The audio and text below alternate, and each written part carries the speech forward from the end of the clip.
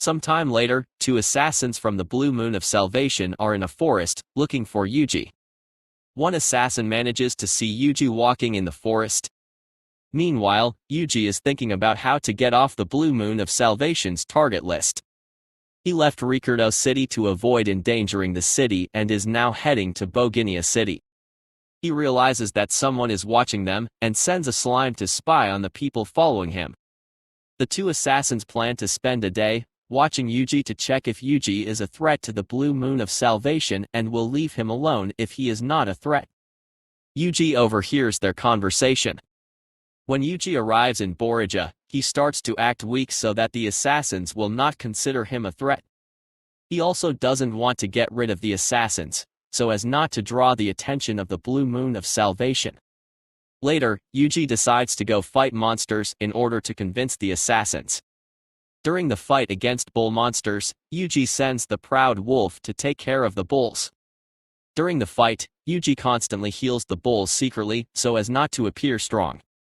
After watching Yuji defeat the bulls with much effort, the assassins decide that he is not a threat to the Blue Moon of Salvation. The slime spying on them overhears that their next target is a priest. At night, the assassins report that Yuji the adventurer is not a threat and are ordered to kill Style, the priest. Yuji overhears them through the slime that was watching them and decides to freeze the assassins with magic, so that they won't attack Style for the time being. The next day, Yuji goes to a blacksmith in Boginia, who makes armor for monsters. Yuji wants armor made for his slimes, however Geigel, who makes the armor, says that Yuji's slimes are too powerful. Geigel tells Yuji that he needs a material, which is found in the body of a monster, called Blue Lesser Fire Dragon, to create armor that can resist the power of his slimes. Yuji decides to go to a volcano near the city, where there are lesser fire dragons, and blue lesser fire dragons. Before going to the volcano, Yuji goes to the Adventurers Guild to accept quests related to the lesser fire dragons. Then, on the way to the volcano, Yuji kills a large piranha monster in a river to complete one of the guild's quests. He then arrives at the volcano, where he encounters the lesser fire dragons, and Yuji uses water magic to defeat them easily. Later, he finds a blue lesser fire dragon. Although it is more difficult to kill, Yuji manages to kill it easily. After collecting enough materials, Yuji returns to the city. He first goes to the guild to deliver the quests that he completed and then goes to Geigel. Geigel is surprised to see the large amount of good quality materials Yuji brings and promises that he will make powerful armors. Some time later, Yuji and Geigel go outside the city to test the effectiveness of the armor made by Geigel. Yuji tries out several spells and is satisfied with the armor. Geigel tells him that if he wants more powerful armor, he needs to get higher quality materials like a fire dragon. Yuji learns that there is a fire dragon in the volcano, but it never comes out of the volcano or attacks people. Later, while Yuji is thinking about the dragon, the slimes tell Yuji that the monsters in the volcano are going mad. Yuji realizes that fire dragon is coming out of the volcano. Yuji sees through a slime two men carrying barrels heading towards the fire dragon. They say something about Ordarian, which Yuji doesn't know what it is. Yuji uses a magic net to capture the two men, however, they take their own lives using poison. Yuji checks the barrels, which contain strange water. Yuji calls Dryad to ask about the strange water, to which, after checking it out, Dryad says it's cursed water. She says that while that much cursed water wouldn't kill the fire dragon, it would cause it to get out of control. The innkeeper calls Yuji to tell him that they must evacuate the city, because it is starting to rain. The innkeeper explains to Yuji that the last time that the fire dragon came out of the volcano while it was raining, the dragon burned down part of the city. As the people evacuate the city, Yuji tries to stop the fire dragon using the river, but it doesn't work. Yuji uses a powerful ice spell to freeze the dragon and kill it. After the battle, Yuji's slimes find a strange machine in the volcano. Some time later, Yuji goes to Geigel's store, where he gives him the dragon's gem to make new armor for his slimes. After that, he goes to the Adventurers Guild, where he asks about Ordarian.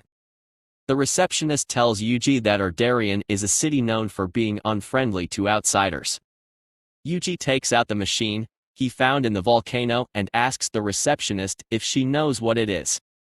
She replies that it is a machine to create artificial rain, which all the Adventurers Guild branches have. Days later, Gaigel gives Yuji the new armor that he made and tells him to try it outside the city because it is very powerful. After that, Yuji says goodbye to Gaigel, who asks him his name, but Yuji does not tell him.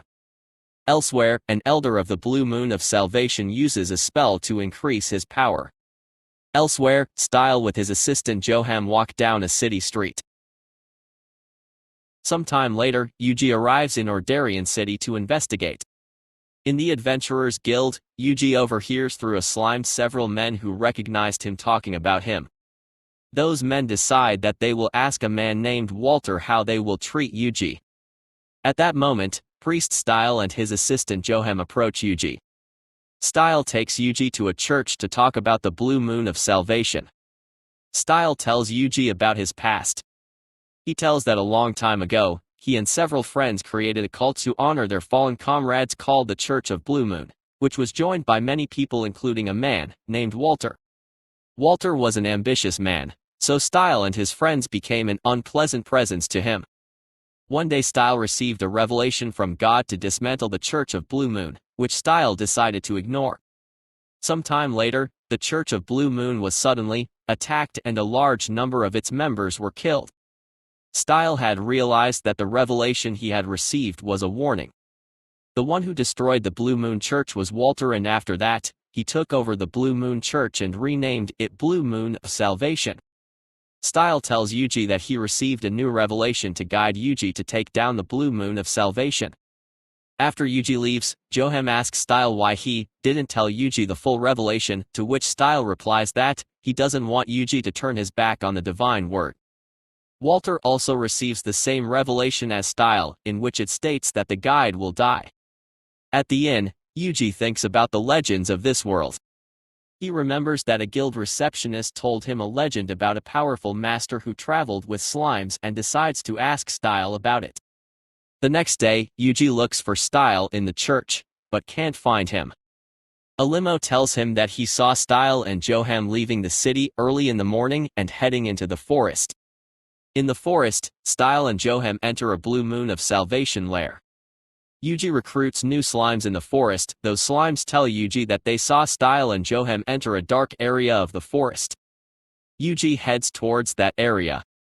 When he reaches the entrance, Yuji destroys the curse protecting the place and enters the lair, where he finds defeated Blue Moon of Salvation people on the floor.